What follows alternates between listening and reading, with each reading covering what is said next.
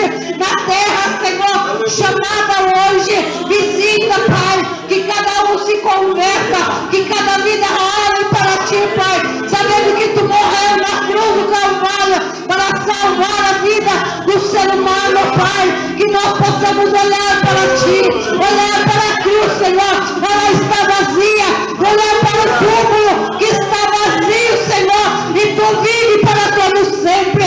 Tu és o Rei dos Reis, o Senhor do Senhor, o Deus dos exércitos, o Deus que veio morrer a nossa morte e vivemos, Senhor, a Tua vida, para vivermos a Tua vida, uma vida eterna, uma vida na terra e uma vida eterna contigo. E nós somos Teu, Pai, lavado e remido no Teu sangue, que foi vertido na cruz do Calvário, para nos comprar, para nos libertar, para nos salvar, para nos curar, Pai.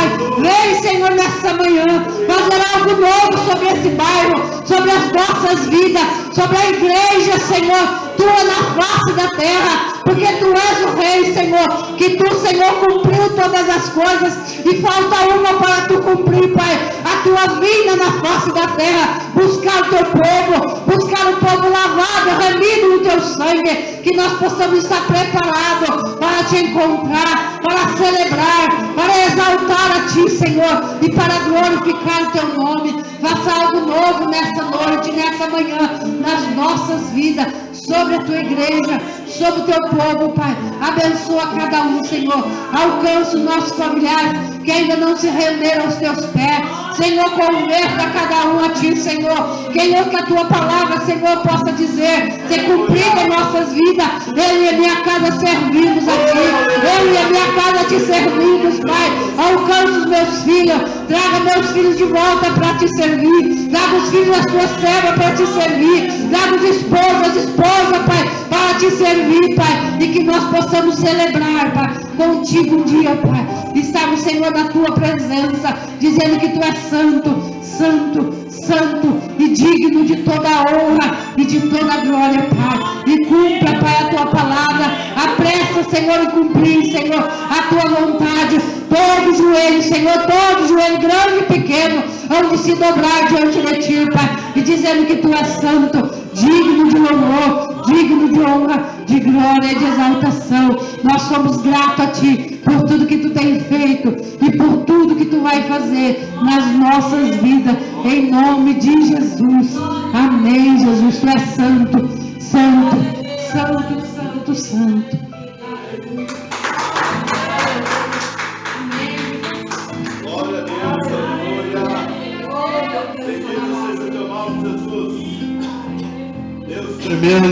Deus tremendo e poderoso, maravilhoso, aleluia. Obrigado, Jesus, pela Tua presença no nosso momento de louvor, Pai. Obrigado, Senhor, pela manifestação do Seu poder, ó Deus, sobre nós, Pai. Como o Senhor é maravilhoso, Jesus. Obrigado, Pai. Aleluia.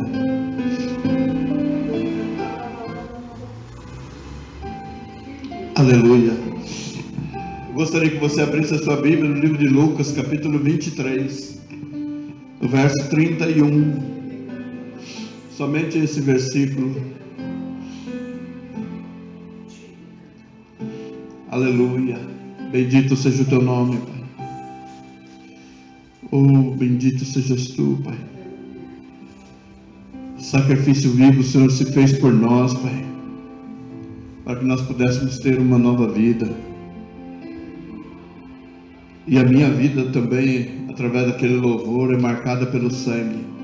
Existe uma história antes de Cristo e depois com Cristo. Isso é tremendo. A maneira como Deus trabalha nas nossas vidas, Ele nos aperfeiçoa. Ele não nos chama de perfeitos, Ele nos chama de aperfeiçoados. Nós estamos sendo aperfeiçoados pela Tua mão poderosa, pelo Teu poder glorioso, pela Tua presença em nossas vidas. E nós queremos sempre adorar a Deus. Eu não sei você, mas Deus, Ele se fez muito presente neste lugar, nesta manhã. E quando a gente convida a Sua plenitude, Ele vem para mudar a nossa sorte. Para onde tiver dor, Ele vai tirar essa dor. Para onde tiver ferida, Ele vai curar a ferida. Ele vai passar o seu bálsamo. Onde houver enfermidade, Ele vai trazer a cura, para que o teu nome seja glorificado. Amém? Jesus é maravilhoso. Verso 31, a palavra de Deus diz assim: porque se ao madeiro verde fazem isso, que se fará ao seco? Amém? Somente esse versículo 31, quem encontrou, gostaria que você lesse junto comigo. Amém? Lucas 23, 31. 23, 31. Amém? Podemos ler? Então vamos. Porque se ao madeiro verde fazem isso, que se fará ao seco? Amém? Eu fiquei ao longo de todos esses dias meditando, e a gente observa assim a Semana Santa, a Semana da Páscoa. Eu ouso dizer para você que o Senhor Jesus, Ele entrou triunfante no sábado passado em Jerusalém. Ele entrou triunfante, Ele foi recebido como rei. Na sexta-feira, Ele foi pendurado no madeiro.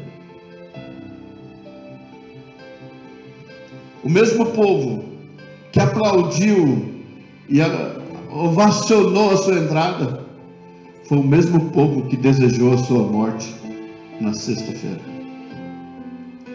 E aí a gente observa assim, que Ele foi crucificado, a cruz foi levantada às 9 horas da manhã, que era o horário do primeiro sacrifício. 9 horas da manhã se oferecia o primeiro sacrifício. Então Ele foi levantado nesse instante. Às 3 horas da tarde Ele entrega o seu espírito, que era o sacrifício da tarde, às 3 horas da tarde. E o povo judeu não poderia deixar passar depois das 6 horas, que alguém morto permanecesse na cruz. Então eles tiraram Jesus e colocaram dentro de um sepulcro vazio, livre, limpo e virgem. É rocha com rocha. Jesus Cristo é a rocha verdadeira das nossas vidas. Ele foi colocado dentro de um túmulo que era dentro da rocha. E não era Ele completando a rocha. Fizeram um buraco lá e Ele foi lá e completou. E a Bíblia diz que no terceiro dia Ele ressuscitou. E nós louvamos muito a Deus por isso. Engrandecemos o seu nome. Mas o que me chamou muita atenção foi a maneira como trabalharam e como fizeram e o que fizeram para levar Jesus à cruz. A capacidade humana de inventar, de ter inveja de uma pessoa tão boa. A esposa de Pilatos, para vocês terem uma ideia, era uma mantenedora do ministério de Jesus. Só que era às escondidas. Quantos de nós não mantemos ministérios e igrejas às escondidas? Porque a mentalidade daquele que era Pilatos, ele não tinha o conhecimento e nem o entendimento que aquela esposa tinha. Mas elas ocultas, ela servia a Cristo. Ela amava a Cristo. Diz um historiador que ele deixou um relato, que Pilatos, ao olhar para Jesus, ele ficou sem graça. Porque o olhar de Jesus para ele é como se o despisse. É como se olhasse para dentro dele. O seu semblante era semblante de humildade. Ele olhava para Cristo e ele não conseguia ver o que as pessoas estavam vendo. Ele não conseguia ver a ameaça que Jesus representava para aqueles sacerdotes. Ele não conseguia ver a ameaça que Jesus representava para aquele povo. Ele conseguia ver um cordeiro manso na sua frente. Ele conseguia ver um semblante limpo, um semblante puro. Ele disse: o seu rosto era queimado pelo sol, o seu cabelo queimado pelo sol, da sua caminhada no seu dia a dia. E nós olhando para ele, ele nos deixava constrangido. A sua presença era amorosa, gloriosa, majestosa. Era de um rei chegando, só que era simples demais para ser considerado um rei. Então Pilatos, ele conhecendo toda essa situação, ele diz, tem um trecho da Bíblia que diz assim, que sabia que por inveja, tudo foi por inveja. por inveja. Quantos de nós não sofremos por causa da inveja dos outros? Mas aí a gente fica ali lamentando, como essa semana eu lamentei muito no meu coração, diante de Deus, diante da minha esposa. Eu fiz muitos lamentos, e depois Deus ministrou meu coração. Ele disse assim: o povo de Israel hoje são 7 milhões de pessoas, rodeado por países muçulmanos, e juntando todos os países dá 680 milhões de habitantes. E ele disse assim: os 680 milhões odeiam esses 7 milhões. Que se eles pudessem, eles destruíam todos os dias aquele povo. Qual a necessidade? O que eles olham para aquela nação e se incomodam tanto? Por que o socialismo, o comunismo proíbe a Bíblia? Que mal há nessas escrituras? Um padre uma vez, ele levantou essa Bíblia e disse assim: muitos dizem que esse livro é um livro comum. E ele disse assim: como pode ser comum o livro mais vendido em toda a face da terra, em todo o tempo? É o top, é o único livro mais vendido no mundo. Como pode ser simples? Ele disse assim, que quando você tem esse livro, você tem uma pessoa, e esse livro representa uma pessoa. Louvado seja Deus. E quando você abre esse livro, essa pessoa fala comigo e fala com você. Aleluia, bendito seja o teu nome, Jesus. Então não é comum. E por que as pessoas olham para o crente, invejam ao crente, desejam mal para o crente? Qual é o problema? Que sagacidade é essa? Que desejo é esse de ver o crente destruído? É porque ele representa um reino. Nós representamos um reino celestial, um reino sacerdotal. Nós representamos a Cristo, por isso o ódio. E alguém ainda disse para mim e para você: você é ser humano, comedor de arroz e feijão. Eu brinco assim, de macarrão, como macarrão também, como alface, como bife. Sou servo de Deus, sim, em nome de Jesus.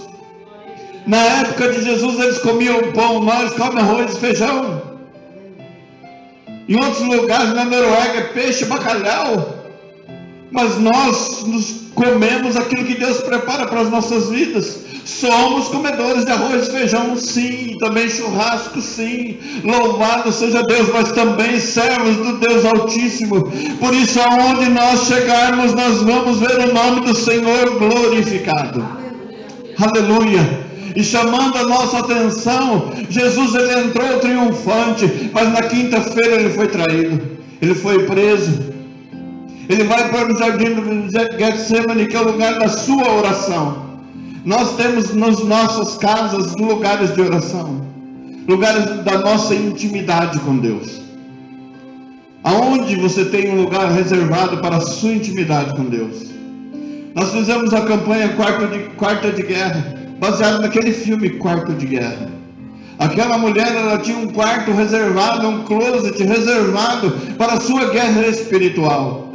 E ali ela anotava tudo o que ela desejava, e as pessoas às quais ela intercedia, para ver Deus agindo sobre as suas vidas. Mas era um espaço reservado para que ela estivesse adorando a Deus e orando e buscando ao Senhor. O Senhor Jesus Cristo, ele deixa os seus discípulos e ele vai ao jardim do Getsemane, e ali a palavra de Deus diz que ele começou a suar sangue. Os seus poros, a intensidade da opressão que ele sofria era tão grande, e que ele começou a suar sangue. O sangue começou a sair pelos seus poros. Nós falamos assim que Jesus, ele sangrou na cruz. Não, ele começou a sangrar no jardim do Getsemane. Ali as suas gotas já começaram a cair no chão, e ele começou a sarar a terra. Assim como está escrito no livro de 2 Crônicas 7,14, se o Senhor ouvir o nosso clamor, se nós nos arrependemos diante dele, ele viria até nós e sararia a nossa terra. Aquelas gotas começaram a cair para sarar a nossa terra. Louvado seja Deus, para sarar as nossas vidas. Bendito seja o nome do Senhor, aleluia. Mas é lógico que mesmo aqueles que estão junto com a gente, ou aqueles que estavam junto com Cristo, eles não sentiam a mesma coisa que Jesus sentia. Jesus estava na agonia da morte, os discípulos estavam com sono. Jesus, ele sabia o processo que ele iria viver, e os discípulos estavam cansados de caminhar junto com ele. Não cansados de ver milagre, porque eles sabiam que aonde Jesus chegava, muitas coisas aconteciam. E eles eram portadores desse ensinamento.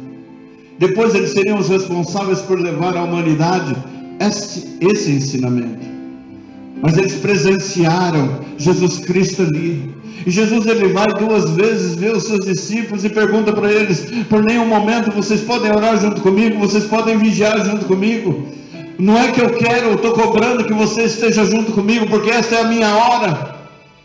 É a minha hora, é o plano de Deus para a minha vida. Mas bem que você poderia se importar comigo nesse momento. Bem que você poderia olhar para a minha aflição. Bem que você poderia se importar com a minha luta. Mas tudo bem, não tem problema. Ele volta lá e diz ao Pai: Pai, se possível for, passa de mim esse cálice, mas que se cumpra a tua vontade. Aleluia. Naquele mesmo instante, Judas vai até os sacerdotes, os sumos sacerdotes, e negocia a vida de Jesus. E ele compra, e ele vende a informação por 30 moedas de prata. E ele diz: como é que nós vamos identificar no escuro quem é Jesus? Os soldados seguiram aqueles sumos sacerdotes, aquelas pessoas, e foram até o jardim de Getsemane para prender Jesus. E ali eles o prenderam. E Judas deu um sinal: aquele que eu beijar, esse é o mestre. E com um beijo veio a traição. Um beijo. Eu ouvi uma imagem uma vez que colocaram que Jesus foi o melhor mestre de todos. Nem por isso deixou de acontecer uma traição com a sua vida. Então, se aconteceu isso com Jesus, que dirá com a gente? Com nós, meros mortais, o que não pode acontecer com as nossas vidas? Jesus ali é preso, e depois ele é levado e julgado. A primeiro lugar que ele vai diante de Anás, que era sogro de Caifás. Por quê? Porque aquele homem era um conselheiro do sumo sacerdote. Então eles apresentam para saber, mas eles já tinham tramado tudo, eles já tinham pensado em tudo, em como fazer, eles queriam a oportunidade para fazer. A oportunidade quem deu foi Judas. Nós precisamos de um traidor no meio. É por isso que a palavra de Deus diz que Neemias, após construir o muro, a muralha ficou com algumas brechas. Ele disse: nós tapávamos as brechas, a nossa maior preocupação eram as brechas, porque também pelas brechas entra o inimigo. Então nas nossas vidas nós temos que aprender isso, que dentro da igreja haverão pessoas de várias maneiras, e muitas vezes vai entrar o inimigo através de uma pessoa, porque o Senhor Jesus Cristo disse para Judas: por que você permitiu que Satanás entrasse no seu coração? Jesus indagou isso a ele: por que você permitiu isso? Mas Jesus sabia. Então, mesmo que nós sejamos todos crentes, há pessoas que são crentes e há pessoas que são, eu tenho chamado de ateus crentes, porque eles estudaram a Bíblia para depois criticar, conheceram os crentes para depois falar mal dos crentes. Esses são ateus convertidos, verdadeiros ateus, porque o verdadeiro ateu, ele precisa ler a Bíblia para poder confrontá-la. Augusto Cury, ele se dizia o maior ateu do mundo, e ele disse assim, dentro do seu testemunho, eu ouvi isso na Bandeirantes, ele dando testemunho por João Dória, quando ele fazia parte de um programa. João Dória pergunta para ele assim: eu soube que você conheceu a Deus, Ele disse, eu conheci, eu me considerava, quando ele disse, eu me considerava o maior ateu, eu entendi assim, alguma coisa mudou. Aquela conversa me chamou a atenção. E ele disse assim, eu era o maior ateu, eu me considerava o maior ateu do mundo. E eu sou psiquiatra, eu sou psicólogo, eu escrevo livros, eu falo sobre a mente, eu tenho escola, eu tenho recuperação de drogados, eu tenho isso, eu tenho aquilo. Mas muita coisa mudou na minha vida a partir daquele instante. E aí o entrevistador pergunta para ele, mas qual foi o instante? Ele disse, eu sou um pesquisador da mente humana. E eu mergulhei dentro da mente humana. E de repente eu me vejo num vácuo, num buraco negro, onde não existia nada. Ele disse, eu me vi dentro deste buraco, e uma voz dentro deste buraco disse para mim, sou eu a quem você procura. Aleluia! Bendito seja o nome do Senhor e Salvador Jesus Cristo. Ele disse que naquele momento o maior ateu do mundo reconheceu que Jesus Cristo é o Senhor dos senhores. Bendito seja o nome do Senhor Jesus Cristo. Aleluia! Bendito seja o nome do Senhor. E ele disse, eu acredito em Jesus hoje. Aleluia! Eu ouvi ele pregando na Batista da Lagoinha de Orlando, nos Estados Unidos. Ele falando, ele dizia, estou escrevendo um livro sobre Jesus. Aleluia! Eu quero ler esse livro em nome de Jesus. Ele disse, eu estou elaborando um livro, vou escrever um livro sobre Jesus. E ele disse, vocês pensam que Pedro, ele era alterado, ele era nervoso. E vocês dizem que João era o bonzinho, o amoroso. Mas eu digo para você, João e Pedro eram iguais. Todos eles tinham temperamentos difíceis. Mas Jesus Cristo, ele veio para mudar a todos. Aleluia, eu louvei a Deus com aquela palavra. Falei, pô, um ex-ateu, isso é maravilha. Aí você vê um ex-ateu se convertendo a Cristo, e você vê o crente se convertendo ao ateísmo. Por quê? Porque ele está criticando aquilo que Jesus estabeleceu. Ele está indo contra aquilo que Jesus fez. Então, quando nós olhamos a caminhada de Jesus até o Gólgota, nós vemos que os judeus, aqueles que são seus irmãos, esses é que o condenaram à morte. Porque Pilatos, quando ele foi apresentado a Pilatos, Pilatos disse, eu não vejo nele culpa alguma. Eu não vejo motivo para vocês fazerem esse escândalo todo. Vocês passaram essa vergonha. Se eles tivessem tido Gamaliel próximo deles, ou se tinha, também não deram ouvidos. Porque Gamaliel, ele foi um homem muito sábio. Ele percebeu que depois que Jesus subiu aos céus, a igreja continuou trabalhando. E outras pessoas se incomodaram com aqueles homens que estavam falando do amor de Deus. E ele dá um conselho àqueles perseguidores: dai de mão desses homens, deixa eles para lá, porque se é de Deus, vocês não vão conseguir combater, vocês não vão conseguir paralisar, vocês não vão conseguir parar. Mas se não é de Deus, com o tempo se desfaz. Nós estamos completando 17 anos. Quando eu abri a igreja, disseram assim, não dura 3 meses. Nós estamos completando 17 anos, porque aquilo que é de Deus, ninguém pode paralisar. Aquilo que é de Deus, ninguém pode parar.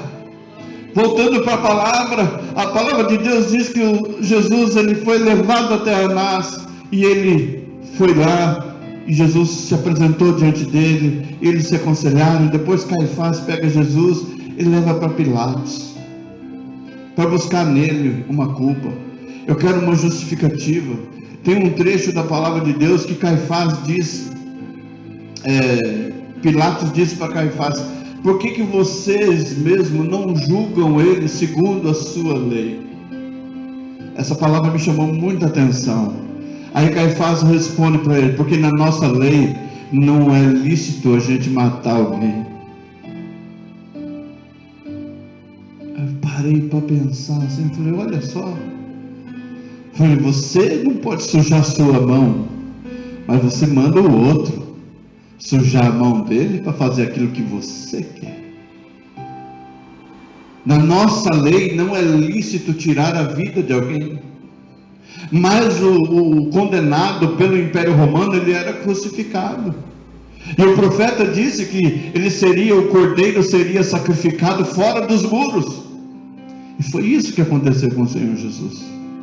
Só que ele foi julgado pelos seus, por aqueles que deveriam estar ao seu lado, por aqueles que deveriam apoiá-lo. Mas isso não é mérito e nem demérito. Isso era justo, tinha que acontecer isso. Mas o Senhor Jesus Cristo, ele disse que aqueles que se aproximassem dele teriam que pegar a sua cruz e seguir adiante. Se Jesus carregou a sua cruz, ele disse que nós carregaremos também a nossa cruz. Amém? Aquilo que tiver a mais na cruz você tira. A rebarba você tira. Você tem que carregar a sua cruz. A rebarba não. Então eles planejaram tudo isso. Ele vai diante de Pilatos. Pilatos não vê culpa nenhuma, mas ele olha assim e fala: tá bom, mas antes de eu tomar uma decisão, eu vou mandar ele para Herodes, o rei Herodes. E ele vai até lá. E o que havia no palácio? Comida, muita comida, fartura. Era para fazer escândalo. Você imagina só o Senhor Jesus Cristo entrando dentro do palácio, aonde havia orgia, aonde havia o pecado explícito. Mas Jesus Cristo, a cada passo que ele dava os seus passos para mudar a história da humanidade. Nós olhamos como, nossa, que gente falsa, nossa, que gente invejosa. Já falei tudo sobre isso, mas vamos ver o passo a passo. Tudo fazia parte, era o cumprimento do plano estratégico do Deus Todo-Poderoso para a salvação da minha alma e da sua alma. Tudo tinha um propósito. Então vamos dizer assim: o crente pode ir na festa do ímpio. Lógico que podemos, porque Jesus, ele entrou dentro da festa de Herodes. Ele caminhou para aquele lugar, porque ele quis mostrar para aquele povo que ainda há esperança, ainda há salvação, ainda há pessoas diferentes. Então, se você estiver dentro dessa situação, Deus está mostrando para os outros que há salvação, que há esperança. Aleluia. E Herodes ainda fala com Jesus, e alguém se irrita da maneira como Jesus responde. Essa pessoa vai lá, o soldado vai lá e agride Jesus, dá uma porrada. Essa é a palavra. Ela dá um soco em Jesus e depois volta para Pilatos. Herodes também olhou para Jesus e falou: é isso daí que vocês estão se preocupando? O problema era o que estava no coração do sumo sacerdote, daquelas pessoas que viam Jesus falando algo daquilo que eles não queriam que falasse. É como se nós fôssemos até as pessoas para tirá-las do cativeiro, mas aquele que é o autor do cativeiro, ele não quer que aquela pessoa saia do cativeiro. Então ele vai vir contra nós, ele vai vir falar mal da gente, ele vai falar mal da igreja, ele vai falar mal de todo mundo, porque ele não quer que aquela pessoa saia daquele quadro. Ele quer que aquela pessoa continue daquela forma, não quer que ela mude. Para ela é prazeroso. Guarda bem essa palavra: é prazeroso ver a pessoa sofrendo. Eu não tenho prazer nisso.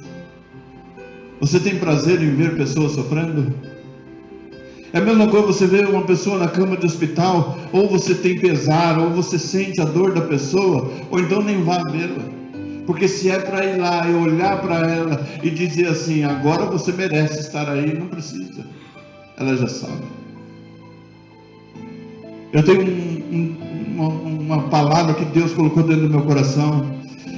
Tudo que eu tiver que falar com qualquer pessoa tem que ser enquanto ela estiver de pé. Porque se ela cair numa cama doente, ali já não existe igualdade mais. Ali ela está precisando de mim. Porque aquele processo vai acontecer da seguinte maneira: Deus está trabalhando na vida daquela pessoa e também na minha. Então eu vou precisar ser o crente que Jesus chamou para eu ser. Eu vou ter que fazer a diferença. Então há muitas pessoas que ficam observando e dizendo assim: bem feito, é justo que sofra, tem que sofrer. Agora eu queria chamar a sua atenção para um detalhe. Você teria coragem, isso aconteceu com Jó, aconteceu com Jesus e pode acontecer com a gente.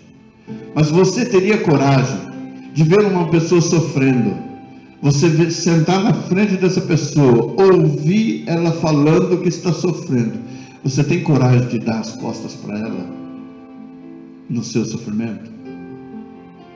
Você tem coragem?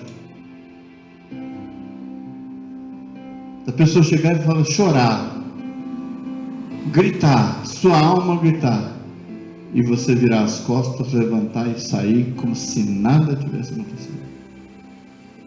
Você tem coragem? Mas fizeram isso com Jó. A palavra de Deus diz assim que os 3 amigos de Jó se sentaram diante dele durante 7 dias para ver ele sofrendo, assistir o seu sofrimento e julgá-lo. Ele deve ter cometido algum pecado muito grave para que acontecesse isso sobre ele. E a Bíblia diz que ele pegava caco de telha para se coçar. Então você observa assim, você já sabe aquela coceira que você vai coçando, e depois você observa que já faltou unha para coçar. Aí você precisa pegar alguma coisa. Você vai, pega uma tampa de caneta, você pega alguma coisa, então pega com o tênis e começa a coçar assim, coçar, até sangrar. Depois que sangra, dói. Mas as pessoas sentaram na frente de Jó e ficaram só observando o sofrimento dele. A esposa dele diz para ele, por que você não amaldiçoa o seu Deus e morre? Depois do capítulo 42, a gente vê que ele tem outros filhos. A minha pergunta para Deus é, foi com a mesma mulher? Será que foi com a mesma mulher? Porque ela disse isso para ele. Na hora do seu sofrimento. Na hora, depois de ter perdido todos os seus filhos, ter perdido todos os seus bens, ter perdido tudo. Então você imagina aquela pessoa, ela estar ali passando por aquela aflição, e o outro vir sentar na frente dele e ficar só olhando, levantar e sair sem fazer nada. Quando a gente olha para Jesus, a gente vê que Pilatos, ele leva Jesus ao sofrimento. Ele diz, eu vou levar ele para receber alguns açoites, uma quarentena de açoites. Aí os soldados capricharam. Você imagina um gancho assim de ferro? Eu estava vendo o silício, é um cinto com garras de ferro, onde a pessoa se autoflagela. O silício, ele é não é um manto. A Bíblia fala do manto, mas existe um cinto de silício, onde ele é forrado, ele é inteiro de arame com pontas. E o chicote que Jesus sofreu, ele tinha osso na ponta. Outros tinham gancho, outros tinham 4, 5 tiras de couro, e na ponta eram ganchos tipo de um anzol, mas era de ferro. Então ele batia nas costas e arrancava. Era gancho, eles batiam assim, não errava não, e puxavam. Eles começaram com uma varinha e começaram só a marcar, e depois eles começaram a trocar a ferramenta para aumentar a dor, para aumentar o sofrimento, para levar ele à morte. Então eles começaram a bater. Então você imagina Jesus ali pronto para receber aquela chicotada, amarrado, aquilo batia nas suas costelas assim, arrancava a pele dele. E depois distraiu os soldados, e depois vieram com uma coroa de espinho e colocaram na sua cabeça. O espinho, cada espinho da coroa tinha esse tamanho assim, desse tamanho. E quando eles colocaram a coroa na cabeça dele, a coroa não desceu. Eles foram lá, pegaram uma cana desse tamanho e bateram na cabeça de Jesus com aquela cana, para que a coroa fixasse na sua cabeça. Você não se diz o rei dos judeus? Então nós estamos te coroando o rei dos judeus. Oh Deus. Depois eles colocaram sobre os seus ombros um manto vermelho. Aquele manto vermelho como se fosse um manto real.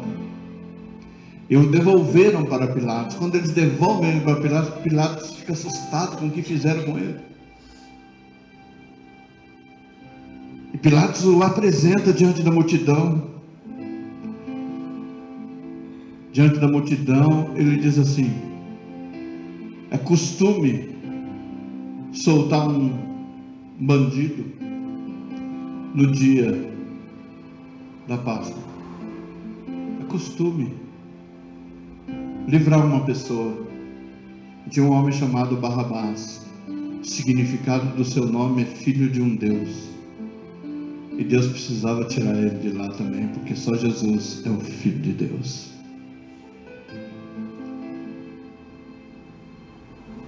Aí Pilatos pergunta para todos: quem vocês querem que eu solte? Barrabás, que é um rebelde, que é um assassino, ou Jesus, que se autodenomina Rei dos Judeus? O povo em uma só voz liberta Barrabás. Vocês lembram quando eu falei entre a cruz, entre Barrabás e Jesus, o que o povo escolheu? Escolheu a Barrabás. Soltaram aquele assassino, aquele criminoso, aquele rebelde, e o povo aplaudiu aquela atitude. E Pilatos pergunta para o povo: o que faz com este que vocês escolheram? Crucificam. Crucificam. O sumo sacerdote dizendo: crucifica ele, mata ele, incentivando: mata ele, porque a nossa história não nos autoriza a matar. Mas vocês têm sangue nas mãos, então você mata ele. Então começa todo o processo. Eu fui ver a Via Dolorosa. Ela tem 14 estações. Mas depois eu vi uma entrevista do pastor Rodrigo Silva, da Novo Tempo, da Adventista do Sétimo Dia. Ele disse assim que a Via Dolorosa verdadeira, ela está a 15 metros de profundidade da que existe hoje lá. Então nada do que existe lá é original, porque muita terra já subiu por cima, o caminho já não é mais o mesmo. Então aí eu falei assim: então não vou nesse caminho aqui, não vou na Via Dolorosa. Aí o Espírito Santo de Deus me instruiu a meditar na caminhada, na saída dele da presença de Pilatos com a cruz e a sua chegada no Gólgota. Aí o Senhor falou para mim assim: agora você medita em quem assistia a sua caminhada, quem ficou só de longe observando, uns rindo, outros aplaudindo, mas quem passava ali trazia solução para a humanidade. Por isso o Senhor Jesus Cristo instruiu aos seus discípulos: ide por todo mundo e pregai o evangelho a toda criatura. Quem crer e for batizado será salvo.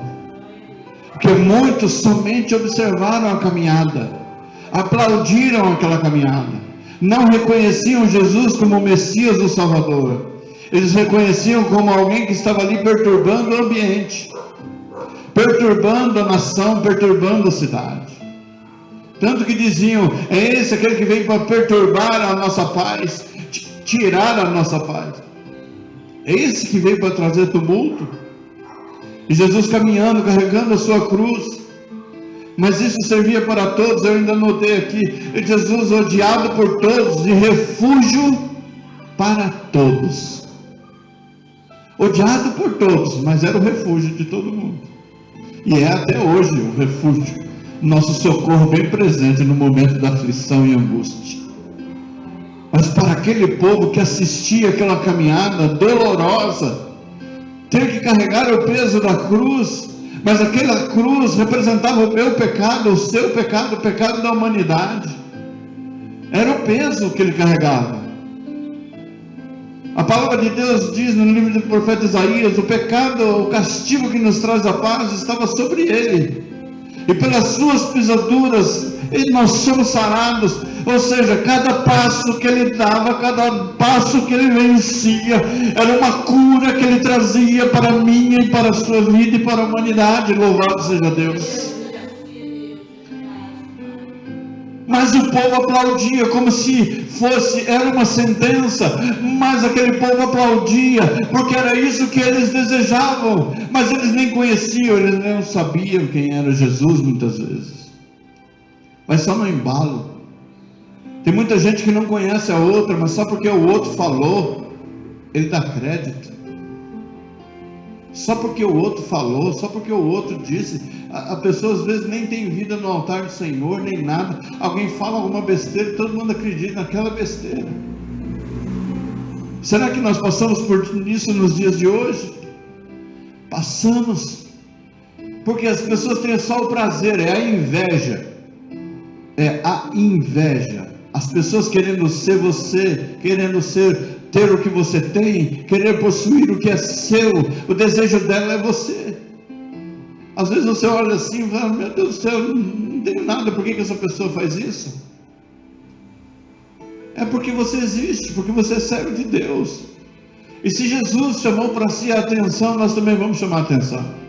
É a mesma coisa quando diz a palavra de Deus: não coloque uma lâmpada por baixo da cama, embaixo do alpendre, embaixo e deixar escondido. Ninguém põe uma luz assim escondida. Todo mundo, para iluminar, ele põe uma luz assim, para ficar refletindo para todo mundo. E Jesus Cristo, ele tinha que passar para refletir aqueles que estavam em trevas. A luz caminhou no meio deles, porque eles estavam em trevas. Louvado seja Deus. Então eles precisavam enxergar isso, enxergar a Cristo. Eu já passei por isso. Deus está passando situação difícil, e depois as pessoas ficarem só olhando. Tenho certeza que você já passou dificuldades, e muitas pessoas à sua volta só ficaram olhando, e até poderiam te ajudar a resolver, mas não fizeram. Eu tenho dito para Néia esses dias, ao longo desse último ano, a pandemia, ela veio e me ensinou uma coisa: que as pessoas, elas cuidam de si mesmas, e quando elas fazem as coisas do jeito delas, da maneira delas, a vida inteira, quando chega a hora da sua colheita, elas se recusam a colher o que elas mesmas plantaram. Eu tenho dito isso para Néia: as pessoas estão colhendo o que elas plantaram, mas o que é interessante é que elas não querem, elas não se admitem colher aquilo. Mas a Néia, nós sabemos que é tudo plantação. Tudo que eu plantei eu vou colher. Tudo que você plantar você vai colher. Agora, o estranho é chegar lá na frente, na sua hora da sua colheita, você se recusar a colher. Fala: não, mas eu não aceito isso na minha vida. Por que não, se você plantou? Foi o que você plantou. Então, se você quer receber coisa boa, planta coisa boa. Jesus só plantou coisa boa. O que foi que ele colheu desse povo? Esse povo ruim. Só ruindade. E era isso, era a inveja que eles tinham para poder castigar ele dessa forma.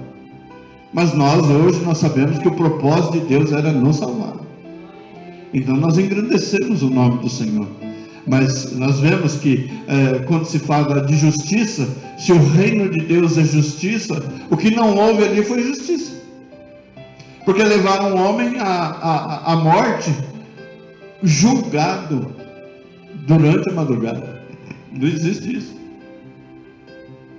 Mas levaram ele à morte sem um advogado. Condenaram ele à morte. As pessoas desejaram a sua morte. Essas mesmas pessoas que depois assistiam a sua caminhada, o seu sofrimento. Você imagina uma pessoa marchando com uma cruz pesada nos ombros, olhando toda ensanguentada, com a sua pele tudo rasgada, o seu corpo dilacerado, ele caminhando e o povo só assistindo. O único que se atreveu a se aproximar, eles colocaram ele para carregar a cruz junto com Jesus. Foi um tal de Simão Cirineu. Ele se aproximou, os soldados já pegaram ele, já que ele não aguenta, você carrega a cruz. Foi o único que sentiu o peso da cruz de Cristo. Mas Jesus depois toma para si aquela responsabilidade e o povo só assistindo. O povo só assistindo.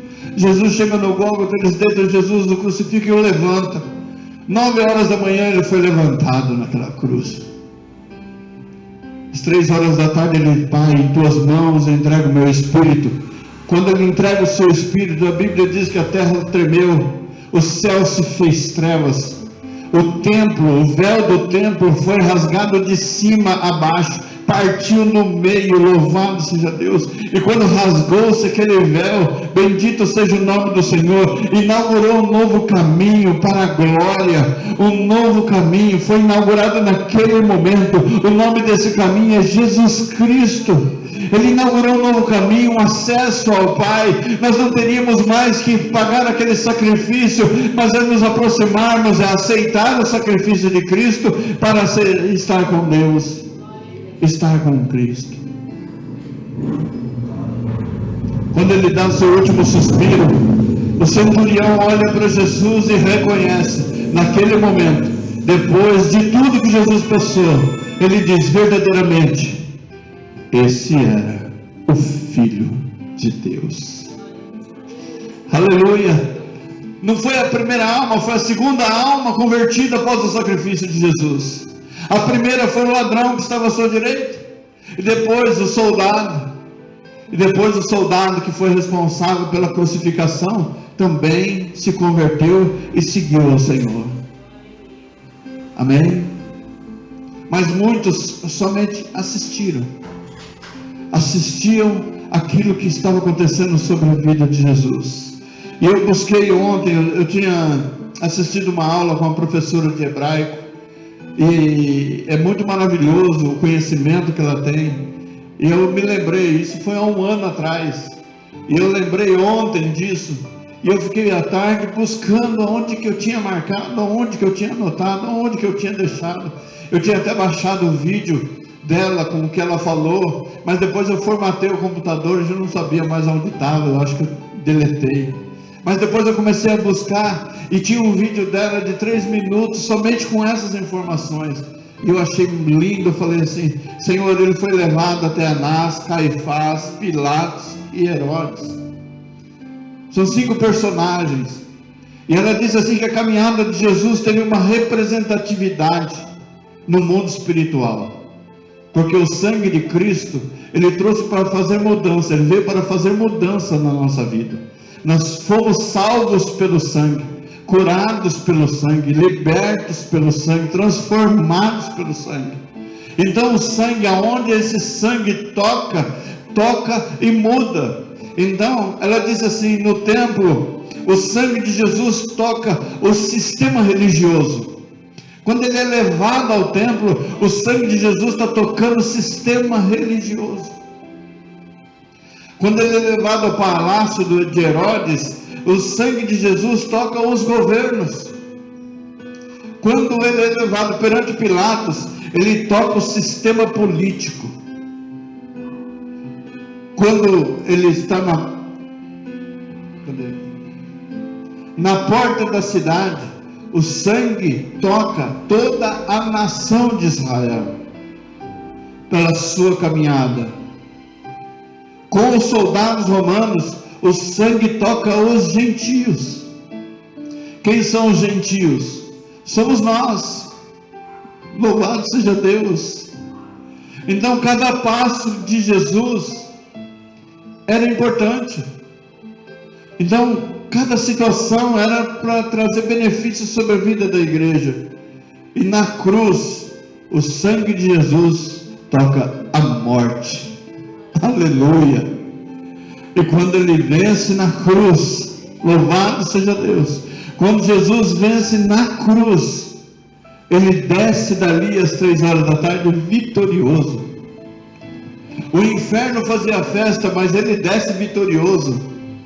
Quando ele disse ao Pai: Pai, está consumado, está feito, os seus planos, a sua vontade. Agora Deus faz o quê? Deus devolve para o ser humano o direito de decisão, porque era Deus que tomava a decisão. Você vem, oferece um sacrifício, um cordeiro de 1 ano, e eu perdoo o seu pecado. Mas quem é que tinha que pagar? Era o cordeiro que tinha que pagar, e Deus é o que perdoava. Mas aí Deus devolve ao ser humano o livre-arbítrio. Agora a decisão é sua. Você decide se você quer ir para o céu ou para o inferno. A decisão não é mais de Jesus, a decisão é nossa. Se queremos continuar seguindo a Cristo, ou se queremos ir para o inferno. Repete comigo: a decisão é minha. Eu decido o céu ou o inferno. Por isso Jesus disse que era para anunciar. Anuncia esse sacrifício. Na Santa Ceia, relembra este momento. Mostra para as pessoas o quão necessário é elas aceitarem a Cristo como seu único e suficiente Salvador. Porque Jesus, o sangue de Jesus, ele nos tocou. Ele nos tocou e nos libertou. O sangue de Jesus Cristo nos purifica de todo pecado. Eu quero ler um trecho aqui. É o livro de Romanos, capítulo 8, se não me falha a memória.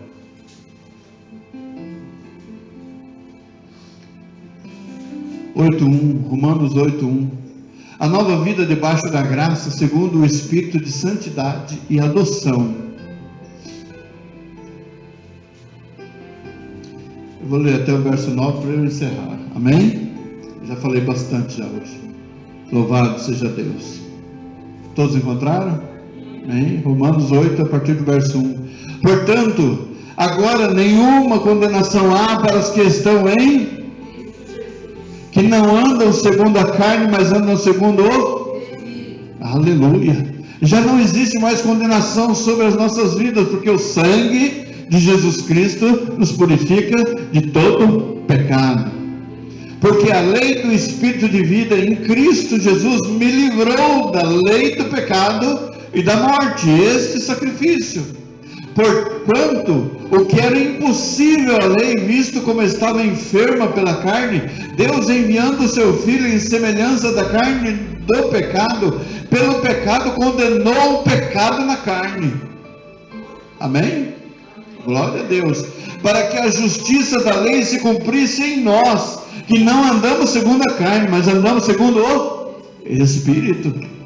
Porque os que são segundo a carne inclinam-se para as coisas da carne, mas os que são segundo o Espírito, para as coisas do Espírito. Porque a inclinação da carne é morte, mas a inclinação do Espírito é vida e paz.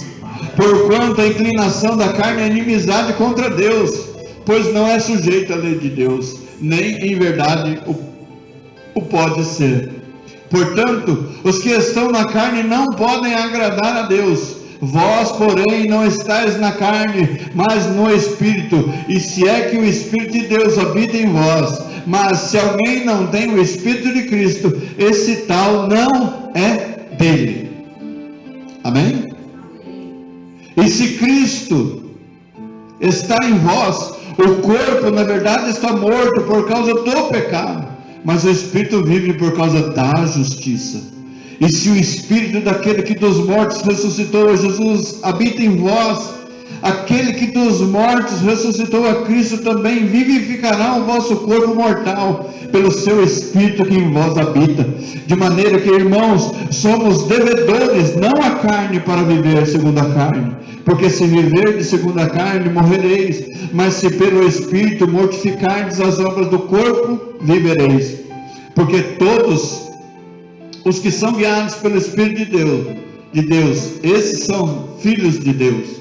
porque não recebestes o espírito de escravidão, para outra vez estares em temor, para recebestes o espírito de adoção de filhos, pelo qual clamamos Abba Pai. O mesmo Espírito testifica com o nosso espírito que somos filhos de Deus. E se nós somos filhos de Deus, somos logo herdeiros também, herdeiros de Deus e co-herdeiros de Cristo, se é certo que com Ele padecemos, para que também com Ele sejamos glorificados. Aleluia, louvado seja Deus. Obrigado, Jesus, pela Tua palavra. Obrigado por esta manhã, Pai, diante da Tua presença. Obrigado pela Tua instrução. Obrigado pelo Teu sacrifício vivo na cruz do Calvário. Obrigado pela manifestação do Seu poder, ó Pai. Obrigado por tudo aquilo que Tu fez nesta manhã sobre as nossas vidas. Obrigado, Senhor amado, por aqueles que são mantenedores desta obra, por aqueles que dizimam, por aqueles que ofertam, por aqueles que pagam um preço, Senhor amado, para estar junto a nós, ó Pai. Senhor amado, esse preço de sangue já foi pago, a nossa vida, a nossa alma já foi salva, o nosso nome já está escrito no livro da vida, mas nós precisamos alcançar outros corações, ó Pai, e que nós sejamos renovados pela Tua presença, sejamos renovados pela Tua palavra, sejamos renovados pela Tua virtude, a virtude do Teu Santo Espírito, Pai, sejamos renovados, que nós tenhamos uma mente renovada, um corpo transformado na Tua presença, Pai amado, que a gente consiga trazer os nossos entes queridos, que a gente consiga alcançar os nossos filhos, que a gente consiga alcançar os nossos familiares, Pai amado, que a gente consiga tocar na sua alma, Pai, e o Teu nome ser glorificado, nos dá sabedoria, graça em todo o tempo, para que o Teu nome seja engrandecido e louvado sobre nós. É o que eu te peço nessa linda manhã, Pai, em nome de Jesus Cristo. Amém, Jesus. E que a graça de nosso Senhor e Salvador Jesus Cristo, o amor de Deus, o nosso Pai, a comunhão e a consolação no Santo Espírito de Deus esteja com a igreja de Jesus Cristo aqui reunida, e todos os irmãos digam amém. Está encerrado em nome de Jesus. Cumprimento o seu irmão com a paz do Senhor, e por gentileza não esquece do pastor. Aleluia. Tenha um ótimo domingo em nome de Jesus, uma ótima semana abençoada. Amém, Jesus.